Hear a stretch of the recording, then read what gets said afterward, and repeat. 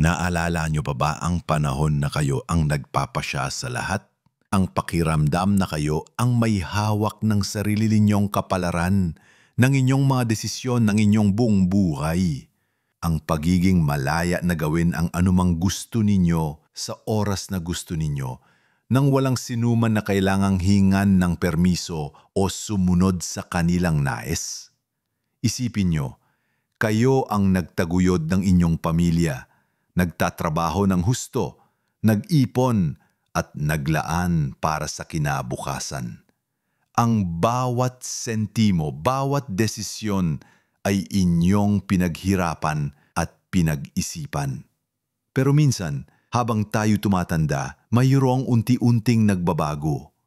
Hindi nyo napapansin pero dahan-dahan, ang mga mahal ninyong anak na inyong pinalaki at pinagmalaki ay nagsisimulang gumawa ng mga desisyon para sa inyo. Minsan, sa kabila ng kanilang mabuting intensyon, ang simpleng pagtulong ay nagiging pagkontrol. Nagiging parang bata kayo ulit sa inyong sariling tahanan. O mas masakit pa, parang nawawala ang inyong boses sa mga usapin na direktang tungkol sa inyo. Hindi ba masakit isipin na ang dignidad at kalayaan na pinaghirapan niyo sa buong buhay ay unti-unting nawawala? Ang inyong mga anak na dapat ay karamay at taga-suporta ay nagiging parang tagapag-alaga na nagdidikta ng inyong buhay. Ito ang isang masakit na katotohanan na maraming senior citizen ang nakakaranas, ngunit hindi nila mailabas o masabi. Pero may paraan para maiwasan ito. May isang lihim na hindi gaanong pinag-uusapan, ngunit napakahalaga para mapanatili ang inyong dangal at kalayaan habang nagkakaedad. Ito ay ang pag-alam at pagpapatupad ng ilang mahahalagang prinsipyo sa inyong buhay. Hindi ito tungkol sa pagmamahal ng mas kaunti sa inyong mga anak, kundi sa pagmamahal ng sapat sa inyong sarili para protektahan ang inyong pagkatao at pagpapahalaga sa sarili. Sa video na ito, tatalakayan natin ang ilang mahalagang prinsipyo at pamamaraan para maiwasan ang mga sitwasyong ito, para patuloy niyong maprotektahan ang inyong dangal at kalayaan habang nagkakaedad. Ito ay mga payo na magbibigay sa inyo ng kapangyarihan at kapanatagan ng loob. Manatili hanggang dulo. Dahil may ibabahagi akong isang bagay na siguradong ikagugulat ninyo at magbibigay ng bagong pananaw sa inyong relasyon sa inyong mga anak. Ngayon na napag-usapan na natin ng isang masakit na katotohanan na kinakaharap ng marami sa atin. Dumako na tayo sa unang prinsipyo na mahalaga para mapanatili ang inyong dignidad at kalayaan. Ito ay ang paghawak sa inyong pananalapi o ang panatilihin ang hawak sa iyong pananalapi. Alam nating lahat na sa kulturang Pilipino, malalim ang pagkakabuklod ng pamilya. Hindi bihirang mangyari ng mga anak ang nag-aalaga sa kanilang mga magulang kapag matatanda na. Natural lang na gusto nilang tumulong at madalas ang tulong na ito ay kasama ang paghawak sa pera ng magulang. Minsan, ang anak na may hawak ng ATM card o siya na ang kumakausap sa bangko o siya na ang nagbabayad ng bills. Sa simula, maaring maganda ang intensyon.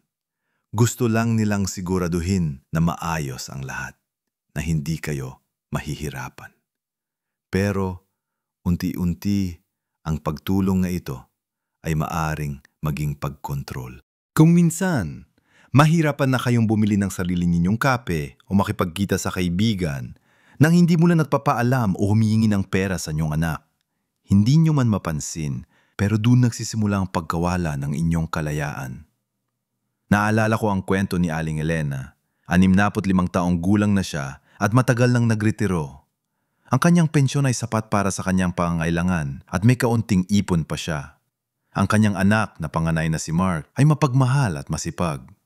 Isang araw sinabi ni Mark kay Aling Elena na mas maganda kung siya na lang ang mag-handle ng kanyang pera para hindi na raw siya mahirapan. Ma, ako na po ang bahala sa inyong ATM para hindi na po kayo pupunta sa bangko o sa ATM machine. Ako na po ang magwi-withdraw para sa inyo, sabi ni Mark. Sa simula, masarap sa pakiramdam. Hindi na kailangan ni Aling Elena lumabas at kampante siya na ang anak niya ang bahala. Pero paglipas ng ilang buwan, unti-unting nagbago ang sitwasyon. Kapag kailangan ni Aling Elena ng pera para sa kanyang personal na gastos, gaya ng pambili ng mga tanim o pambili ng gamot na hindi kasama sa listahan ni Mark, kailangan niya munang magpaalam. Minsan, sinasabi ni Mark na wala siyang oras mag-withdraw o kailangan niya pang tingnan kung magkano na lang ang natira. Pakiramdam ni Aling Elena, kailangan na niyang magpaliwanag at humingi ng pahintulot para lang magamit ang sarili niyang pera. Nawalan siya ng kapangyarihan sa kanyang sariling buhay pinansyal. Hindi ito dapat mangyari. Kaya't narito ang ilang paraan para mapanatili ang inyong hawak sa inyong pananalapi. Una, panatilihin ang sarili ninyong bank account at ang kontrol sa inyong mga ATM card at passbook. Kung meron kayong tiwala sa inyong anak at gusto ninyong magkaroon sila ng access, isalang-alang ang paggawa ng joint account na nangangailangan ng inyong dalawang lagda para sa malalaking transaksyon. O kaya, magbigay ng pahintulot sa pag-access sa online banking na may limitasyon. Mahalaga na naiintindihan niyo ang inyong pensyon, ang inyong mga ipon at kung saan napupunta ang inyong pera. Kung may mga bills na kailangan bayaran, pwede itong ipa-auto-debit sa inyong account o kaya ay bigyan ng specific amount ang inyong anak para sa mga bills na babayaran niya. Pero kayo pa rin ang may huling desisyon kung paano gagastusin ang natitira. Pangalawa, maging maalam sa inyong financial status. Regular na tingnan ang inyong bank statements. Kung hindi kayo sanay sa teknolohiya, pwedeng humingi ng tulong sa isang taong pinagkakatiwalaan ninyo na hindi nyo anak para lang repasuhin ang inyong finances. O kaya, magtanong sa bangko para maipaliwanag sa inyo ang inyong account. Hindi nyo kailangan maging financial expert pero sapat na kaalaman para malaman kung ano ang nangyayari sa inyong pera. Pangatlo, magtakda ng malinaw na hangganan sa pinansyal na tulong sa inyong mga anak o apo. Sa kulturang Pilipino, natural na tumulong sa mga anak lalo na kung nahihirapan sila pero maalaga na may limitasyon. Bago kayo mabigay ng pera, tanungin ang sarili, ito ba ay makakapekto sa aking sariling pangailangan? Ito ba ay mag-alagay sa akin sa alanganin? Okay lang na magbigay, pero hindi dapat ito maging obligasyon na nagpapahina sa inyong sariling kalagayang pinansyal. Tandaan, pinaghirapan niyo ang perang yan. Ang pera na yan ay para sa inyong kaginhawaan sa pagtanda. Hindi ito para sa mga luho ng inyong mga anak, kundi para sa inyong seguridad. Kung manghingi sila, okay lang na magtanong niyong para saan ito, kailan mo babayaran, o pasensya na anak, pero kailangan ko rin pagtuunan ng pansin ang aking sariling pangailangan sa ngayon. Ito ay pagpapakita ng pagmamahal sa sarili at pagtuturo ng responsibilidad sa inyong mga anak. Ngayon na napag-usapan na natin ang kahalagahan ng paghawak sa ating pananalapi, dumako naman tayo sa susunod na prinsipyo na kasing halaga rin sa ating kalayaan at dangal, ang malinaw na komunikasyon at pagkakaroon ng hangganan. Ito ang pangalawang haligi. Bilang mga Pilipino, naturuan tayo maging magalang at sumunod sa mga nakakatanda. Pero minsan, nagiging mahirap para sa ating mga magulang na magsalita o magtakda ng hangganan sa kanilang mga anak, lalo na kung sila na ang nag-aalaga sa inyo. Nakakatakot na maging pasaway o baka masaktan ang damdamin ng mga anak. Pero ang hindi pagtatakda ng hangganan ay maaaring humantong sa paggawala ng inyong personal na espasyo, oras at maging ng inyong mga kagustuhan. Ang pakiramdam na kayo ay walang boses sa sarili ninyong buhay ay mas masakit kaysa sa anumang pagtatalo. May kwento ako tungkol kay Tatay Pedro, isang ulirang ama na nagretiro sa pagiging guro. May dalawa siyang anak na parehong may pamilya na. Mahal na mahal sina kanyang mga anak at gusto nilang siguraduhin na maayos ang kanyang buhay. Dahil mag-isa na lang siya sa lumang bahay, nagkaisa ang kanyang mga anak na dapat na siyang lumipat sa bahay ng panganay niyang si Ana. Tay, hindi na po kayo dapat mag-isa. Sa amin na lang po kayo tumira para malagaan namin kayo na maayos, pakiusap ni Ana. Sa loob-loob ni Tatay Pedro, gusto pa sana niyang manatili sa kanyang bahay. Doon ang kanyang mga halaman, ang kanyang mga libro at ang kanyang routine. Gusto niyang gisingin ang sarili niya sa umaga nang walang nagdidita. Pero hindi niya masabi sa mga anak niya. Ayaw niyang masaktan ang damdamin nila o magbukang mapakanap, kaya lumipat siya. Sa bahay ni Ana, ibang schedule. Maaga silang matulog at maaga rin gumising. Kailangan niyang sumabay sa agahan at hapunan kahit minsan ay hindi pa siya gutom.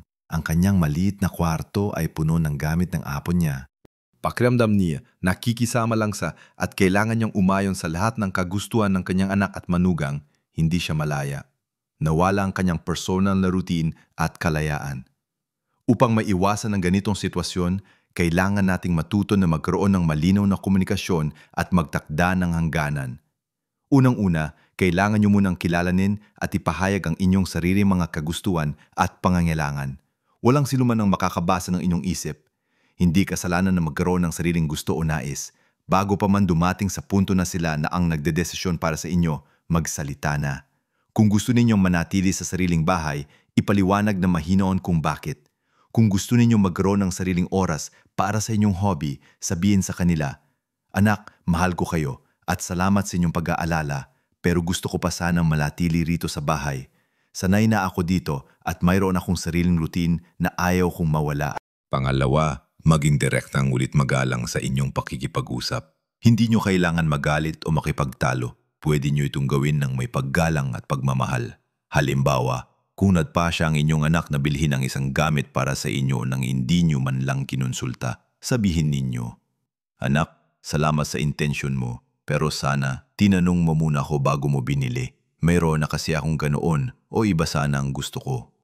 O kung labis ang kanilang pagbisita at nakakasagabal na sa inyong pahinga, pwede ninyong sabihin, "Anak, mahal ko ang pagbisita niyo, pero sana ay ipaalam niyo muna para makapaghanda ako o para alam ko kung kailan ako maaring magpahinga." Hindi ito pagtatakwil sa kanila, kundi pagtuturo kung paano kayo igalang bilang individual na may sariling buhay at mga kagustuhan. Pangatlo, magtakda ng malinaw na hangganan sa oras at responsibilidad. Kayo ay laging inuutusan na magbantay ng apo o magluto para sa buong pamilya. Okay lang na magkaroon kayo ng me time o magtakda ng araw na para lang sa inyo. Hindi niyo obligasyon na gawin ang lahat para sa kanila. Pwede ninyong sabihin, "Gagawin ko ito, pero hanggang ganitong oras lang ako pwede." O hindi ko magagawa iyan na yon, pero pwede sa ibang araw. Ang pagiging matatag sa inyong mga hangganan ay mahalaga. Sa una, maaring hindi sila sanay, pero sa paglipas ng panahon, maiintindihan din nila na kayo ay may sariling buhay at karapatan sa inyong oras. Ang malinaw na komunikasyon ay nabubuna ng paggalang. Kapag alam ng inyong mga anak kung ano ang inyong mga hangganan at kagustuhan, mas madali para sa kanila na igalang ang inyong dignidad at kalayaan. Ito ay isang proseso na nangangailangan ng pasensya, pero ang bunga nito ay isang mas malusog at magalang na relasyon. Marami na tayong napag-usapan mula sa paghawak sa ating pera hanggang sa pagtatakda ng malinaw na hangganan. Napakahalaga ng mga prinsipyong yon. At ngayon, dumako naman tayo sa susunod na kasing halaga ring aspeto ng pagpapanatili ng ating dignidad at kalayaan, ang pagpapanatili ng iyong sariling espasyo at otomatiko sa pamumuhay. Ito ang ikatlong haligi. Sa Pilipinas, natural na itinuturing ang bahay ng anak bilang extension ng bahay ng magulang, lalo na kung matanda na ang magulang at inalagaan na ng mga anak. Kadalasan, ang matatanda ay inalok na tumira sa bahay ng isa sa kanilang mga anak. Sa una, maaring maganda ang ideya. May kasama ka, may mag-aalaga sa iyo at hindi ka na mag-iisa. Pero ang katotohanan ay, ang paglipat sa bahay ng anak ay madalas na nangahulugan ng pagkawala ng inyong personal na espasyo at automatiko. Ang inyong mga dating rutina, ang inyong privacy at ang inyong kalayaan na gawin ang gusto nyo sa inyong sariling tahanan ay maaaring mawala. Naalala ko ang kwento ni Aling Nena. Mag-isa siyang nabuhay sa kanyang maliit na bahay matapos pumanaw ang kanyang asawa. Simple lang ang buhay niya at mahal niya ang kanyang privacy. Nagbabasa siya ng libro, nagtatanim at nanonood ng kanyang paboritong teleserya sa gabi. Nang dumating ang pandemya, pinilit siya ng kanyang anak na babae na lumipat muna sa kanila para raw mas maalagaan siya. Sa bahay ng anak, iba ang takbo ng buhay. May mga apo siyang maingay at magulo. Kailangan niyang iayon ang kanyang oras sa schedule ng bahay, ang oras ng kainan, ang oras ng panunood ng TV at kahit ang oras ng pagtulog. Ang kanyang kwarto ay parang daanan lang at minsan nakakalimutan pa nga katukin bago pumasok ang kanyang mga apo. Pakiramdam ni Aling Nena na wala ang kanyang pagkatao. Hindi niya nagawa ang mga simpleng bagay na nakasanayan niya at pakiramdam niya siya ay nakikisama lang. Upang mapanatili ang inyong dignidad at kalayaan, mahalagang protektahan ang inyong personal na espasyo at automatiko anuman ang inyong sitwasyon sa pamumuhay. Kung pipiliin ninyong lumipat sa bahay ng inyong anak, mahalaga na magkaroon kayo ng sariling kwarto na itinuturing ninyong inyong santuwaryo. Ito ay lugar kung saan kayo pwedeng mag-isa, magpahinga at gawin ang gusto ninyo nang walang istorbo.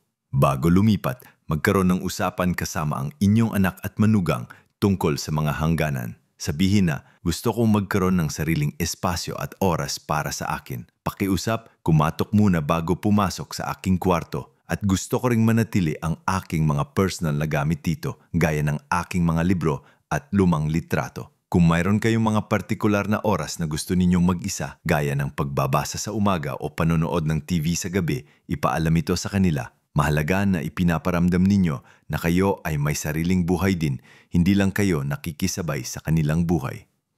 Kung mas gusto nyo manatili sa sarinyong bahay, ipagtanggol ito.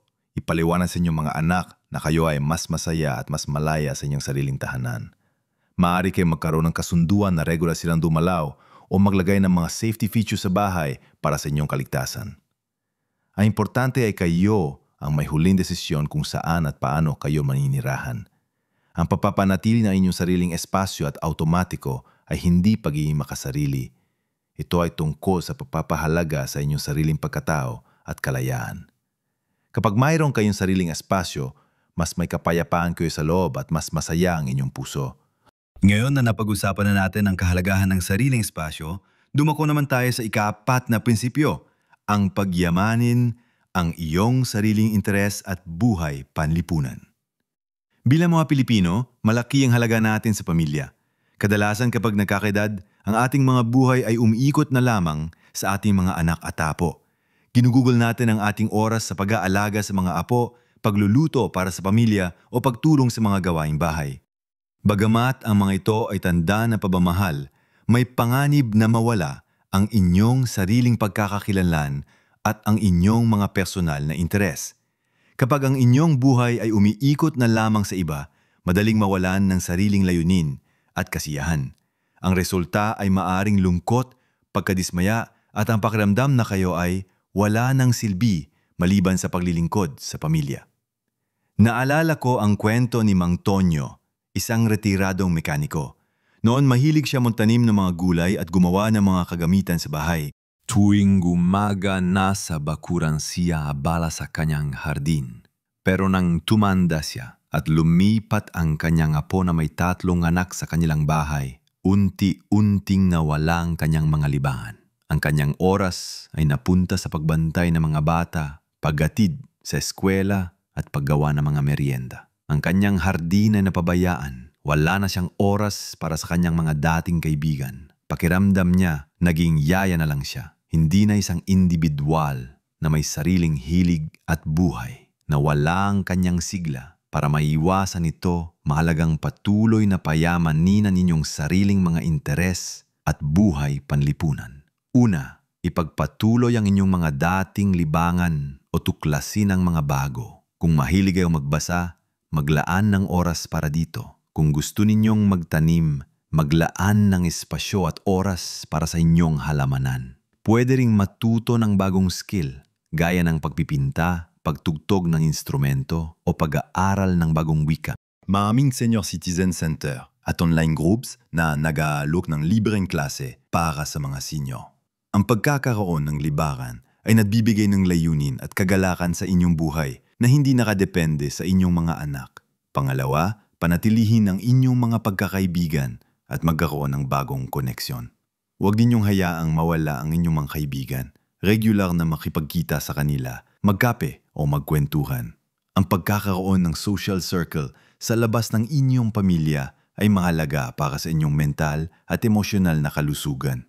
Nabibigay ito sa inyo ng ibang pananaw, ibang pag-uusapan at nagpapaalala na kayo ay bahagi ng mas malaking komunidad. Kung nahihirapan kayong lumabas, gamitin ang teknolohiya para kumonekta sa mga kaibigan. Pwedeng video call o mag-chat. Sumali sa mga senior citizen group sa inyong lugar o online. Ang pakikipag-ugnayan sa kapwa ay nagbibigay ng inspirasyon at nagpaparamdam na hindi kayo nag-iisa. Pangatlo, tandaan na mayroon pa kayong mayaambag. Maraming senior citizen ang nagvo-volunteer sa kanilang komunidad, nagtuturo sa mga bata o tumutulong sa mga charity. Ang paglilingkod sa iba ay nagbibigay ng malalim na kasiyahan at pakiramdam ng pagiging kapaki-pakinabang. Ito ay nagpapakita na ang inyong halaga ay hindi lamang nakasalalay sa kung ano ang maitutulong ninyo sa inyong pamilya, kundi pati na rin sa inyong kakayahan na makatulong sa mas malaking mundo. Sa huling bahagi na ito, dumako naman tayo sa ikalimang prinsipyo. Ang unahin ang iyong kalusugan at kapakanan. Ito ang pinakahuling haligi ng ating diskusyon. Sa kulturang Pilipino, madalas na inuuna ng mga magulang ang kapakanan ng kanilang mga anak at apo bago ang kanilang sarili. Napapabaya tayo sa ating kalusugan, nagtitipid sa gamot, o hindi nagpapatingin sa doktor dahil ayaw nating maging pasanin. Pero ang pagpapabaya sa sariling kalusugan ay ang pinakamabilis na paraan upang mawala ang inyong kalayaan at dignidad. Kung hindi kayo malusog, magiging dependent kayo sa inyong mga anak. At doon, nagsisimula ang pagkawala ng inyong otomatiko sa buhay. Ang kwento ni Lola Faye ay isang paalala. 68 na si Lola Faye at mahal na mahal niyang magluto para sa kanyang pamilya. Tuwing may salu-salo, siya ang naghahanda ng pinakbet, adobo at sinigang. Hindi niya inaalintana ang pagod. Pero habang inihahanda niya ang masarap na pagkain para sa iba, nakakalimutan niya ang kanyang sariling pangangailangan. Hindi siya umiinom ng sapat na tubig, kumakain ng gulay at madalas ay sumasakit ang kanyang likod. Nang magkasakit siya, napilitan siyang manatili sa kama at umasa sa kanyang mga anak. Ang kanyang mga anak na may mabuting intensyon ang nagpasya kung ano ang dapat niyang kainin, anong gamot ang dapat niyain, at kung kailan siya dapat matulog. Nawala ang kanyang kalayaan na pumili para sa kanyang sarili. Ang pag-aalaga sa sarili ay hindi pagiging makasarili. Ito ay pagpapakita ng pagmamahal sa sarili at pagiging responsable. Naritong ilang hakbang upang unahin ang inyong kalusugan at kapakanan. Una, magkaroon ng regular na check-up sa doktor. Huwag ninyong hayaang lumala ang inyong sakit bago kayo magpatingin. Ang maagang pagtuklas at paggamot ay susi sa pagpapanatili ng inyong kalusugan. Kung irerekomenda ng inyong doktor ang isang gamototherapy, makinig at sundin ang payo niya. Huwag kayong magtipid sa inyong kalusugan. Pangalawa, maging aktibo sa pisikal. Hindi nyo kailangan magbuhat ng mabibigat na timbang o tumakbo sa marathon. Ang simpleng paglalakad araw-araw, kahit 30 minuto lang, ay malaking tulong sa inyong kalusugan. Pwede ring mag-stretching, mag-ehersisyo ng yoga para sa mga senior o sumayaw. Mahalaga na gumagalaw ang inyong katawan para manatili malakas at maliksi. Ang malakas na katawan ay nagbibigay sa inyo ng kakayahang kumilos ng mag-isa na siyang pundasyon ng kalayaan. Pangatlo, kumain ng tama at masustansyang pagkain. Hindi ibig sabihin nito ay pagbabawal ang lahat ng masasarap. Kailangan lang ay balanse. Kung nagluluto kayo para sa pamilya, siguraduhin na mayroon ding nakahanda para sa inyong sariling pangangailangan. Dagdagan ang gulay, prutas at fiber sa inyong dieta. Uminom ng sapat na tubig. Kung mayroon kayong mga dietary restriction dahil sa sakit, sundin ito. Ang tamang nutrisyon ay nagbibigay ng lakas at nagpapanatili ng inyong pag-iisip. Pangapat, sapat na pahinga at pagtulog. Kailangan ng ating katawan at isip ang sapat na pahinga para mag-regenerate. Kung nahirapan kayong matulog, pag-aralan ang mga tips para sa mas magandang tulog. Iwasan ang matataas na stress at magkaroon ng oras para mag-relax at mag-unwind. Ang maayos na pagtulog ay nakakatulong sa inyong enerhiya at sa inyong mental well-being. Panghuli, at ito ang pinakamalaga, kayo ang magpasya sa inyong sariling kalusugan.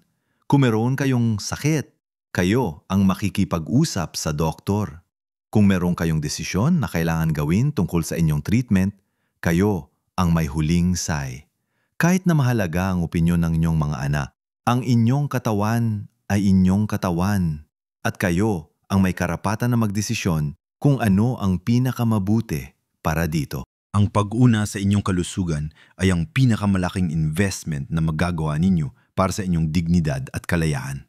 Kapag malusog kayo, mas malaya kayong gawin ang gusto ninyo, mas masaya kayo at mas hindi kayo magiging pasanin sa inyong mga anak. Ito ay pagpapakita ng pagmamahal hindi lang sa inyong sarili kundi pati na rin sa inyong mga anak dahil hindi nyo sila pahihirapan sa pag-aalaga sa inyo.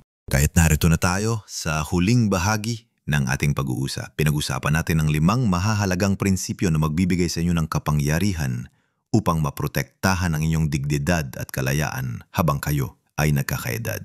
Nagsimula tayo sa kahalagahan ng panatilihin ang hawak sa iyong pananalapi dahil ang pera ay hindi lang tungkol sa kakayahang bumili ng gamit, kundi tungkol din sa kalayaan na magdesisyon para sa sarili nyo. Ipinakita natin kung paano ang pagkawala ng kontrol sa pera ay maaring maging simula ng pagkawala ng inyong kalayaan sa pangkalahatan. Sumunod ay ang malinaw na komunikasyon at pagkakaroon ng hangganan, kung saan ipinaliwanag natin kung paano ang simpleng pagpapahayag ng inyong mga kagustuhan at pangangailangan ng may paggalang ay magtatakda ng respeto at maiiwasan ang hindi pagkakaunawaan. Mahalaga ang magsalita bago pa man umabot sa punto na ang inyong boses ay hindi na marinig. Katapos, tinalakay natin ang pagpapanatili ng iyong sariling espasyo at otomatiko sa pamumuhay, isang bagay na madalas nakakalimutan lalo na sa ating kultura kung saan madalas na sama-sama ang pamilya. Ang pagkakaroon ng sariling santuwaryo at paggalang sa inyong persona na oras ay mahalaga para sa inyong kapayapaan ng isip at pagkatao. Pagkatapos ito, pinag-usapan natin ang pagyamanin ng iyong sariling interes at buhay panlipunan na nagpapaalala sa atin na ang ating buhay ay hindi lamang umiikot sa ating mga anak at apo. Ang pagkakaroon ng sariling libangan, kaibigan at layunin sa labas ng pamilya ay nagbibigay ng sigla at kasiyahan. At sa huli, ang unahin ng iyong kalusugan at kapakanan na siyang pundasyon ng lahat. Dahil kapag malusog kayo, mas malaya kayong kumilos, magdesisyon at mag-enjoy sa inyong buhay nang hindi umaasa sa iba. Tandaan, hindi ito pagtatakwil sa inyong mga anak o pagiging makasarili. Ang mga prinsipyong ito ay tungkol sa pagmamahal sa sarili at pagpapahalaga sa inyong dignidad. Ang maliliit na pagbabago sa inyong pananaw at mga gawi ay maaaring magdulot ng malaking pagkakaiba sa inyong kaligayahan at kalayaan.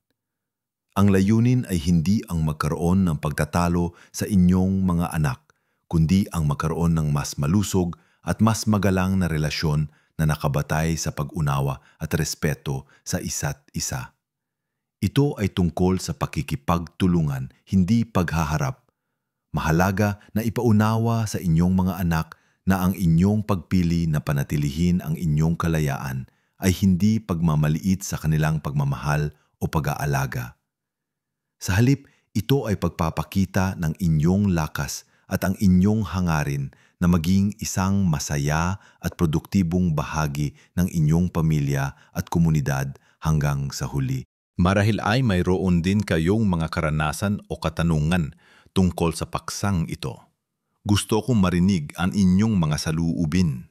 Anong karanasan ninyo dito? Mayroon ba kayong nais idagdag na payo para sa ating mga kasama na nanonood? Ibahagi lamang sa comment section sa ibaba. Ang inyong mga kwento at payo ay makakatulong sa iba na nasa parehong sitwasyon. Kung nagustuhan nyo ang video na ito at nakita ninyong makakatulong, paki-like naman po at mag-subscribe sa ating channel para sa mas marami pang kapaki-pakinabang na impormasyon para sa ating mga senior citizen. Patuloy nating pag-usapan ang mga bagay na mahalaga para sa ating kagalingan at kaligayahan. At na yon para sa sorpresa na ipinangako ko sa inyo sa simula. Marahil iniisip nyo na ang pagprotekta sa inyong dignidad at kalayaan ay para lang sa inyong sarili. Pero ang tunay na sorpresa ay ito. Kapag pinoprotektahan mo ang iyong dignidad at kalayaan, hindi mo lang ito ginagawa para sa sarili mo. Ginagawa mo rin ito para sa iyong mga anak. Itinuturo mo sa kanila ang halaga ng respeto sa sarili, ng pagiging matatag at ng pagpapahalaga sa sariling kakayahan. Ipinapakita mo sa kanila na ang pagtanda ay hindi nangangahulugan ng pagkawala ng halaga, kundi ng pagdagdag ng karunungan at lakas. Tinuturuan mo silang maging mas responsableng individual na hindi nagiging ganap na dependent sa kanilang mga magulang. Sinasabi mo sa kanila nang hindi nagsasalita na kaya ko pa. Ipinapakita mo sa kanila kung paano magiging isang matandang may prinsipyo, may sariling buhay, at may malalim na pagpapahalaga sa sarili. Kapag nakita nilang malaya at masaya kayo, mas magiging magaan ang kanilang kalooban at mas magiging matibay ang pundasyon ng inyong relasyon na nakabatay sa pagmamahalan at paggalang, hindi sa obligasyon o pag-asa. Ito ay isang regalo na inyong ibibigay sa inyong mga anak na mas malaga kaysa sa anumang material na bagay. Ang pagiging isang halimbawa ng matibay na pagkatao, ng malayang espiritu at ng isang taong may kapangyarin sa sarili niyang buhay. Kaya't ipagpatuloy nating buhayin ang pinakamabuti nating buhay sa bawat edad. Kayo ang haligi ng ating lipunan at nararapat kayong mabuhay ng may buong kalayaan at dangal. Maraming salamat sa inyong panonood. Hanggang sa muli.